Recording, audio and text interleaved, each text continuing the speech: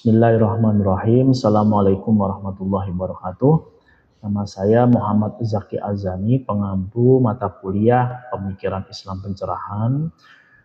Mata kuliah ini diajarkan di semester 2. Adapun CPMK pada mata kuliah ini yang pertama, mahasiswa mampu menjelaskan definisi ilmu dalam tradisi keilmuan Islam maupun tradisi keilmuan Barat. Kemudian juga mahasiswa mampu menjelaskan pandangan hidup Islam terkait dengan sejarah, akhlak, dan juga pemikiran yang ada dalam tradisi keilmuan Islam maupun di Barat. Adapun evaluasi pada mata kuliah ini yang pertama, kita memakai mahasiswa akan diadakan UTS dan juga UAS. Kemudian mahasiswa juga kami evaluasi melalui beberapa tugas, yaitu mencatat materi yang saya ajarkan. Kemudian dari materiku yang saya ajarkan itu kami mengecek seberapa efektifnya mereka mencatat mata kuliah yang kami ajarkan selama ini. Mungkin itu saja yang bisa kami sampaikan, kurang lebihnya mohon maaf. Assalamualaikum warahmatullahi wabarakatuh. Bismillahirrahmanirrahim. Assalamualaikum warahmatullahi wabarakatuh.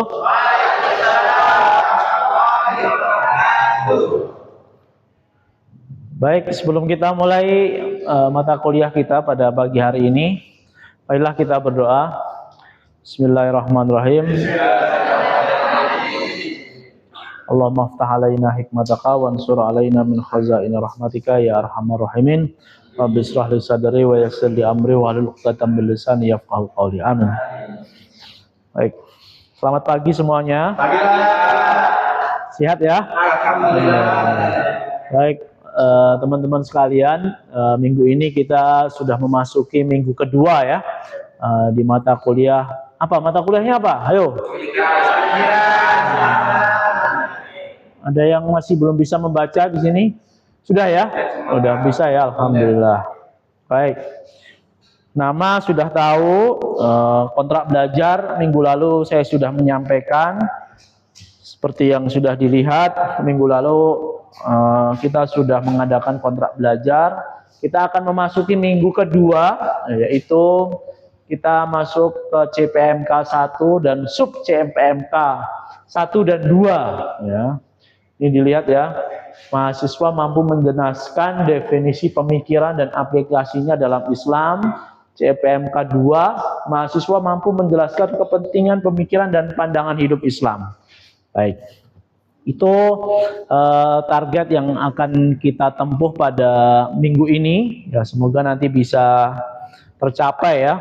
Baik rekan-rekan mahasiswa sekalian, sebelum kita memulai, saya izinkan saya untuk memanggil satu persatu absensi ya. Baik. Sini Mas Yusuf Zaki mana? Baik. Gilang Ramadan.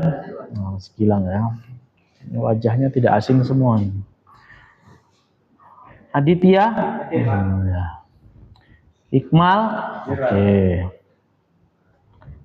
Muhammad Nashwa. Sorry.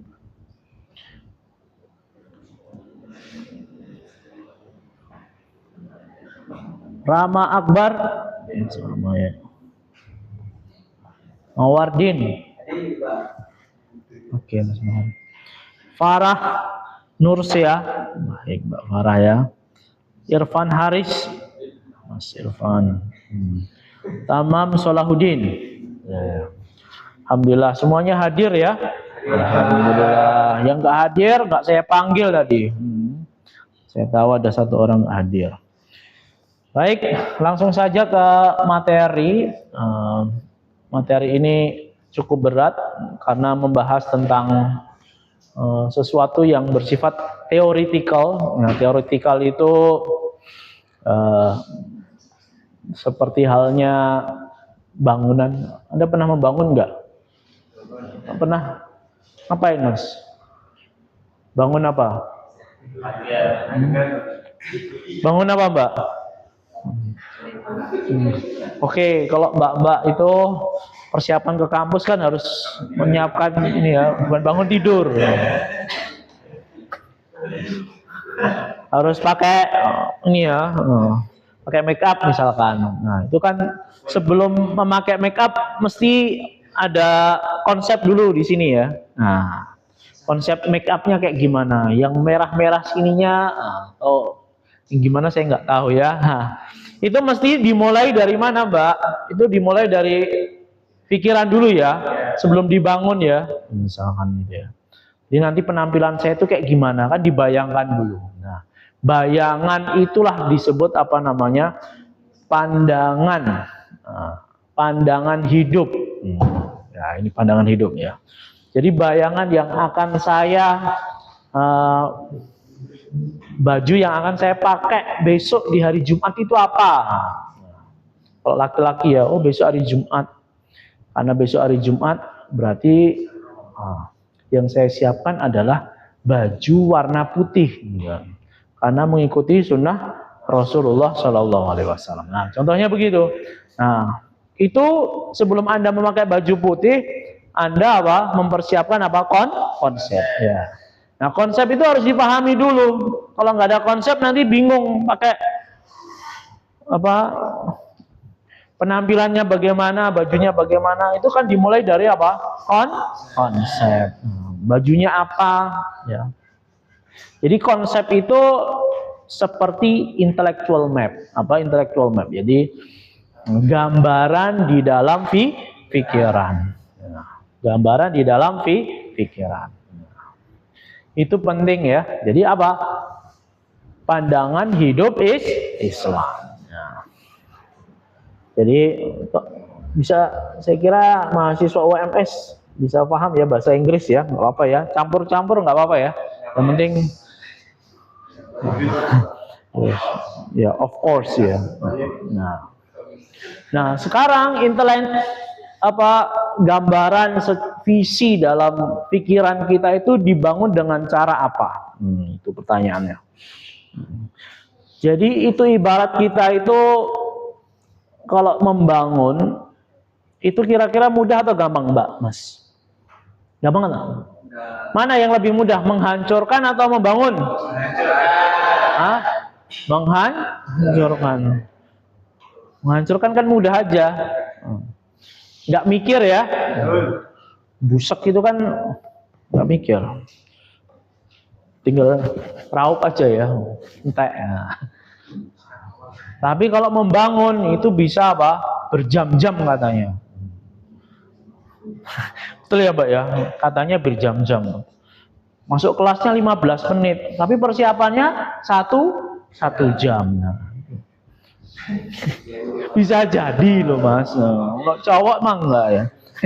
Ini itu ibaratnya begitu. Jadi membangun intellectual map di dalam pikiran kita itu perlu waktu, perlu kesabaran. Seperti halnya gedung ekonomi yang sering kita lewati di UMS itu. Itu kan yang lama apa? Pondasinya. Jadi pandangan hidup itu to be instilled in our heart, itu memerlukan proses yang panjang. Perlu kesabaran, perlu dedikasi, perlu keikhlasan. Perlu doa kepada Allah Subhanahu wa taala. Ya. Karena apa? Dia seperti Anda ingin menikmati rendang. Jadi Anda tahu di mana beli santannya, bagaimana kualitas dagingnya, bumbu-bumbunya bagaimana. Kemudian Anda memasak, kemudian Anda menjualnya ataupun menikmatinya. Itu kan perlu waktu yang panjang. Nah, begitulah intellectual map itu dibangun. Oke. Karena dia dalam pandangan hidup Islam atau Islamic worldview, ya itu eksklusif. Jadi kita mempunyai pandangan hidup Islam itu dia sifatnya eksklusif, ataupun dia mungkin tidak sama dengan pandangan hidup yang ada di barat sana. Ya, cara kita memahami, cara kita membangun, cara kita memandang hidup tidak sama dengan apa? Dengan cara bagaimana orang Barat memandang kehidupan. Ya. Baik, ada 3 sumber ilmu di dalam Islam. Yang pertama, kita mengetahui sesuatu, itu melalui pertama panca indera. Ya. Kita harus mempunyai apa? Indera yang sehat. Ya. Anda bisa melihat saya, rambut saya memutih. Karena apa? Karena Anda bisa apa? Nggak dicat, Pak. Yang mengecat alam, Mbak. Yang menyemir alam. Itu karena apa? Anda bisa mensifati Pak Zaki karena apa? Ya, Anda mempunyai apa? Ya, indera yang sehat. Coba kalau mata penglihatan Anda terganggu, mungkin apa? Ya, mungkin beda ya. Nah, kira-kira Anda melihat saya dengan pandangan yang sama itu karena apa? Anda mempunyai apa? Indera yang sehat. Tes CBT-nya lulus ya. Ya, tes CBT-nya dulu lulus ya. Sehingga Anda bisa mensifati sesuatu. Mensifati Pak Zaki pakai baju apa hari ini? Biru. Sebenarnya salah kostum tadi. Jadi kelihatan gemuk. Ini nggak apa ya. Saya lupa kalau ada ini. Ada kelas. Yang kedua adalah al-khabar as-sadiq. Nah, ini dalam pandangan hidup Islam loh ya. Kita mengetahui sesuatu apapun itu, kita harus memakai indera kita. Di Barat ya ada kesamaan. Di dalam Islam ini yang membedakan. Al-khabar as-sadiq. Kabar yang benar. Kabar yang benar itu terbagi 2. Kabar mutawatir. Apa itu mutawatir? Kira-kira apa, Mas? Dari masih ingat Anda ya? Padahal udah semester 6. Nah.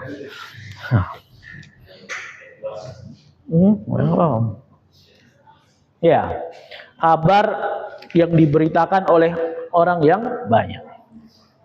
Kayak tadi, Pak Zaki itu rambutnya sudah memulai putih. Kalau ada yang mengatakan Pak Zaki rambutnya hitam, itu berarti bukan Zaki saya. Paham ya?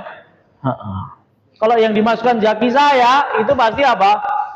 Dari jauh pun kelihatan. Mutawa, oh Pak Zaki yang rambutnya itu. Oh iya saya tahu. Paham ya? Itu namanya apa? Kabar yang benar. Ya nggak apa-apa. Ya memang kenyataannya begitu. Saya nggak mau lari dari kenyataannya. Saya nggak mau jadi orang pelarian.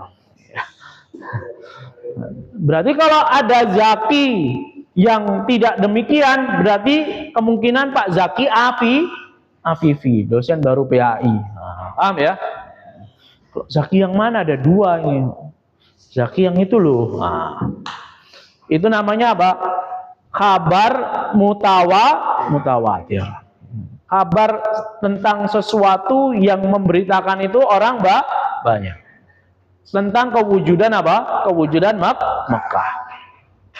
Begitu juga kita mengetahui Rasulullah Shallallahu Alaihi Wasallam. Bagaimana Rasulullah itu bersifat jujur, sidik, amanah, fatonah. Itu datangnya dari mana? Dari kabar mutawatir. Jadi kabar mutawatir itu apa, Mas Tamam? Kabar yang dibicarakan banyak orang. Ya, mayoritas ya.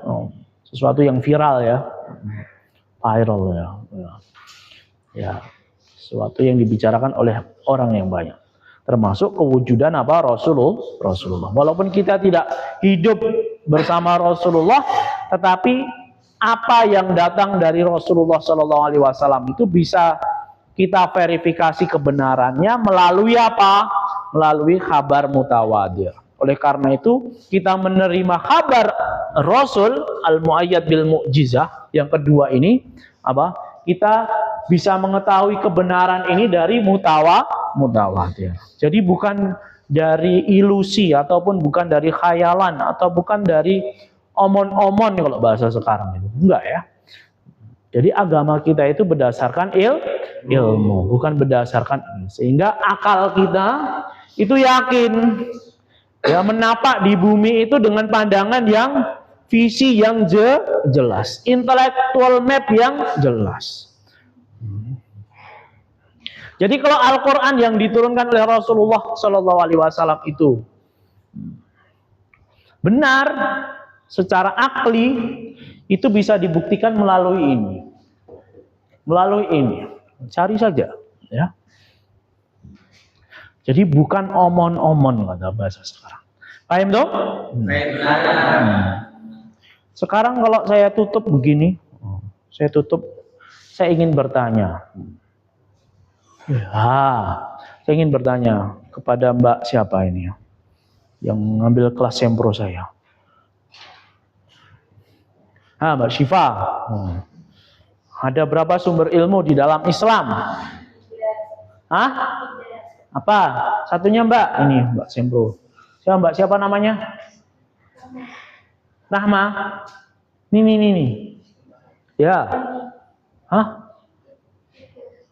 Namanya siapa? Oh Mbak Aini, ya ini. Ya baru ingat. Oke, apa Mbak?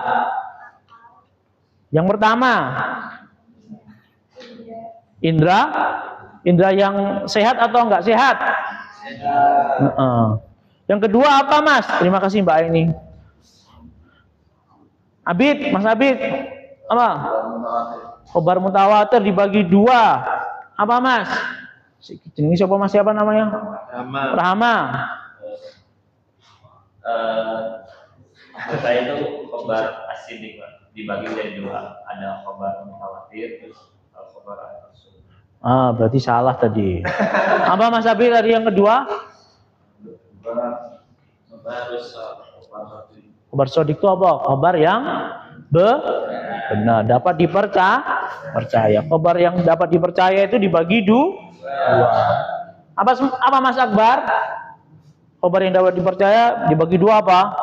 Pertama khobar mutawatir, kedua khobar rasul. Khobar mutawatir, yang kedua khobar rasul al-muayyad bil mu'jizah.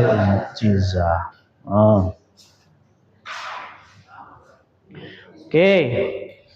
Satu lagi apa Mas? Mas MBS, Akal. Kenapa akal? Kira-kira kenapa akal nomor 3 itu? Karena mengetahui kabar yang baik kemudian dilakukan dengan menggunakan akal. Ya, akal itu dia menerima sesuatu di akhir. Jadi setelah datang dari sini, barulah akal apa? Menerima. Ya. Karena Anda sudah dewasa, ini penting, ya. Ini di akidah kita, ya. Akidah saya ambil dari buku ini, ya. Dari buku bahasa Inggris. Ya. Sebenarnya buku bahasa Arab diterjemahkan ke bahasa Inggris oleh Profesor Alatas, ya. Itu akidah kita, ya.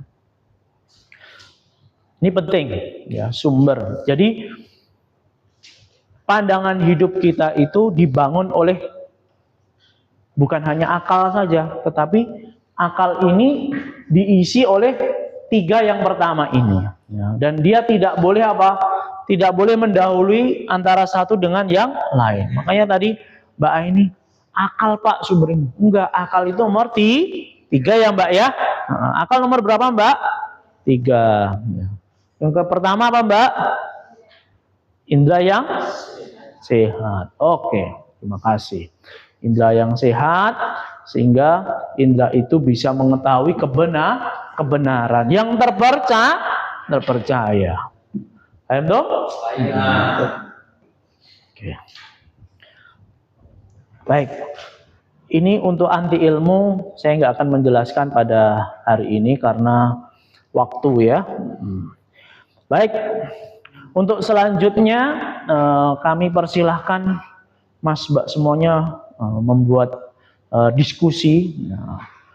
Kemudian dari diskusi itu kalau bisa menelurkan apa? Pertanyaan. Ya, silakan buat kelompok. Ya, kelompok Yang laki-laki 2 kelompok, yang perempuan 2 kelompok. Ya.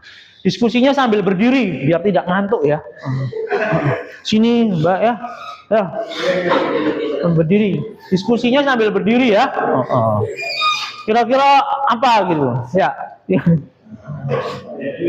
Nggak boleh duduk ya, biar nggak ngantuk.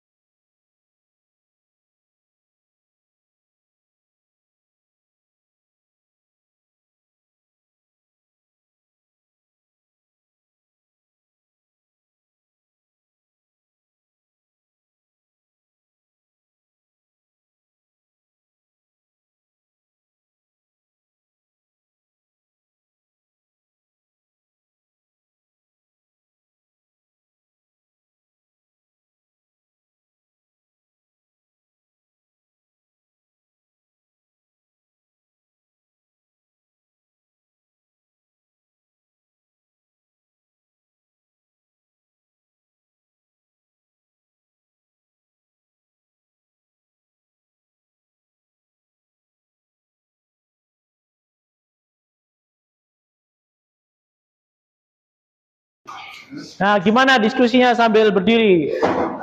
Ada yang ngantuk nggak? Kalau sambil berdiri nggak ngantuk ya? Alhamdulillah, ya, itu tujuannya.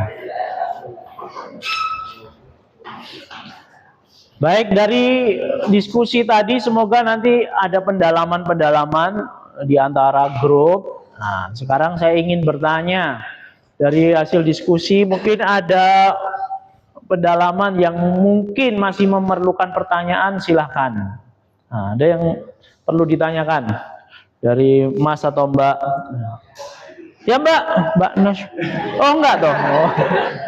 Ternyata gatal ternyata gini. Ya yang lain. Ya dari laki. Oh Mas Iqmal ya. Ini terkait beban mutawatir dari banyak orang. Jadi apakah kabar yang datang dari banyak orang itu bisa teruji validitasnya karena dibicarakan banyak orang? Seperti itu dong, Pak. Oh ya. Ya. Dalam Al-Quran itu ada. Ya, terima kasih Mas Iqmal ya. Atas pertanyaannya yang cukup sulit. Nah, apalagi kita hidup di dunia digital. Apakah yang dibicarakan banyak orang itu bisa teruji validitas kebenarannya? Ya. Di zaman sekarang belum tentu. Ya. Bahkan di dalam ayat Al-Quran itu ada surat wa in tuti aktsara man fil ardi. Aktsara man fil ardi la yudilluka an sabilillah. Kalau kamu mengikuti omongan banyak orang, itu akan apa? Ya akan menjerumuskan kita ke dalam jurang kegelapan, ya, jurang kesesatan. Ya. Oleh karena itu penting kita untuk menvalidasi ataupun memverifikasi kebenaran berita yang banyak itu. Ya. Contohnya kalau di Barat misalkan apa? Kebanyakan orang suka apa? Menghabiskan waktu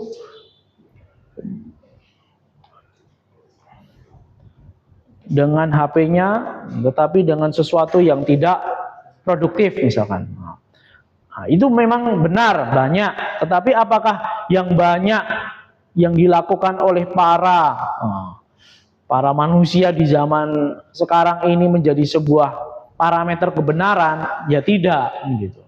Oleh karena itu penting kita untuk memvalidasi apa parameter kebenaran itu sesuatu yang datang dari apa Rasulullah Shallallahu Alaihi Wasallam. Kalau semuanya memakai ini untuk mengaji ataupun untuk menguatkan pandangan hidup Islam, berarti itu apa? Yaitu parameter yang benar. Tapi kalau memakai ini untuk sesuatu yang tidak produktif, saya nggak perlu penjelasan ya, itu mungkin ya bukan parameter yang benar. Ya, jadi yang banyak belum tentu benar. Dalam Al-Quran banyak sekali wa aktsarun nas la yaqilun. Kebanyakan manusianya enggak berpikir ya. Wa aktsarun nas la yafqahun. Kebanyakan manusia tidak apa? Oleh karena itu kita perlu apa? Kita perlu menggunakan akal kita, menggunakan sumber-sumber yang di atasnya akal itu secara adil. Yang banyak belum tentu benar. Karena parameter kebenaran kita harus parameter bukan hanya mutawatir, tetapi apa? Dia mutawatir tetapi juga mengandung kebenaran. Oleh karena itu yang kedua tadi al-khabar as-shadiq. Ya, al-khabar as-shadiq. Ma makna shadiq? Shadiq pasti di dalamnya apa? Kabar yang datang dari Rasulullah SAW. Saya sering itu di kelas di manapun itu. Banyak orang suka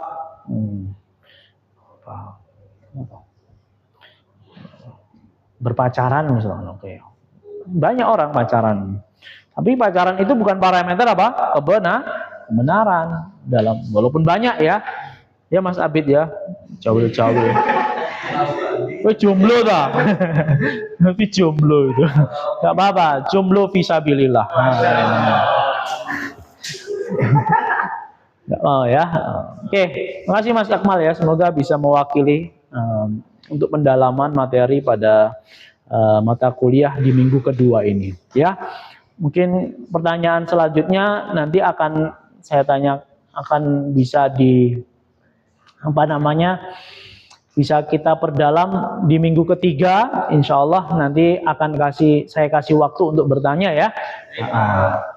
Mungkin ini saja yang bisa saya sampaikan sebagai penutup. Semoga kita semuanya dalam keadaan yang selalu haus akan kebenaran ya.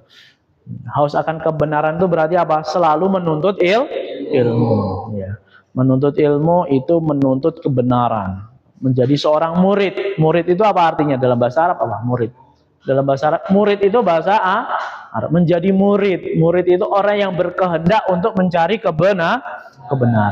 Orang yang berkehendak untuk mencari ilmu. Ya. Dengan kebenaran-kebenaran itu Allah Subhanahu wa taala membimbing kita, memberikan hidayah, inayahnya kepada kita semuanya. Jadi ya, rekan-rekan sekalian, ya semangat selalu dalam menuntut ilmu.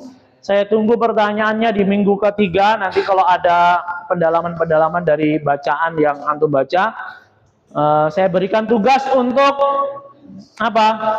Mencatat ya, mencatat apa yang saya sampaikan, sehingga dari catatan-catatan itu nanti bisa menelurkan pertanyaan yang mungkin masih ada kejanggalan pada mata kuliah pada hari ini.